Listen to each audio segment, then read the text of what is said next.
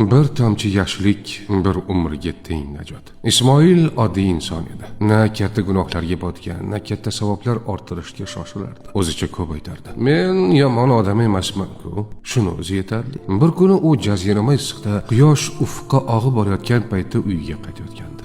Yo'l chetida holsiz yotgan qarovsiz itni ko'rib qoldi. Nafasi qisilib, tili osilib qolgan, chanqoqlikdan qimir etishiga ham majoli yo'q edi. Ismoil bir zum to'xtadi. Keyin esa befarq o'tib ketdi. Boshqalar yordam berar deb o'yladi. Ammo yuragi tinchlanmadi.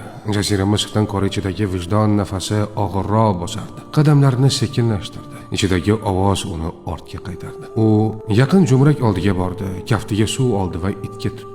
It suvni chanqog'ili bilan ichdi. Go'yo hayot qaytgandek, ko'zlarida so'zsiz shukr va chuqur minnatdorlik porladi. Ismoil jilmaydi. Axir bu shunchaki bir tomchi suv edi. O'sha kecha u tush ko'rdi.